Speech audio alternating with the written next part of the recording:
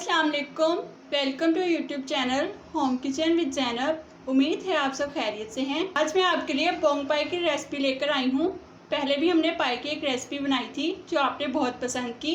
Recipe को शुरू करने से पहले आपसे गुजारिश है कि हमारे चैनल को सब्सक्राइब कर दें और साथ में मौजूद बेल आइकन को दबा दें ताकि हर न्यू आने वाली रेसिपी का नोटिफिकेशन आपको मिलता रहे। पोंग पाई बनाने के लिए हमें जिन अज्जा की ज़रूरत है उनकी हम मिकदार देख लेते हैं। 4 अदद पाए और 1 किलो नली हड्डी लेकर मैंने इन्हें उबाल लिया है। प्याज मैंने 1 पाव लिए हैं। 1 पाव टमाटर लेकर इनका मैंने पेस्ट बना लिया है। सब्ज़ मिर्चें 10 अदद ली हैं। 3 टेबलस्पून अदरक का पेस्ट लिया है और 3 टेबलस्पून ही लहसुन का पेस्ट लिया है।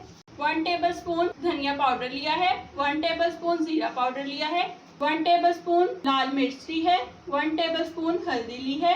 1 टेबलस्पून नमक लिया है। हाफ टेबल स्पून काली मिर्च पाउडर ली। 6 अदद लौंग लिए हैं। 3 बड़ी इलायचियाँ ली हैं और 6 अदद तेज़पात लिए हैं। तब हम पोंग पाई की रेसिपी बनाना शुरू करते हैं।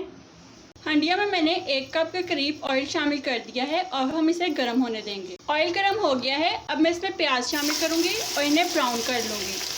प्याज ब्राउन हो गए हैं। अब मैं इसमें लहसुन और अदरक का पेस्ट शामिल करूँगी। उसके साथ 2 मिनट तक अच्छे से भून लूँगी। लहसुन अदरक को हमने 2 मिनट तक भून लिया था। अब मैं इसमें टमाटर का पेस्ट और सब्ज़ मिर्चें शामिल करूँगी और इसको अच्छे से भून लूँगी जब तक कि टमाटर का पानी सूख ना हो जाए। मसाला अच्छे से भून गया है। अब मैं इसमें लाल मिर्चें, हल्दी और नमक शामिल करूँगी और इसे मिक्स कर लूँगी। 1 मिनट तक मैंने इसको भून लिया है।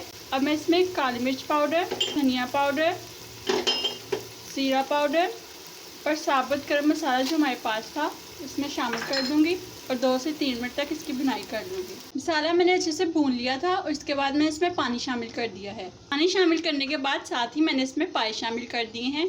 पाए तैयार हो गए हैं। अब हम नली में से पोंग निकाल कर इसमें शामिल करेंगे।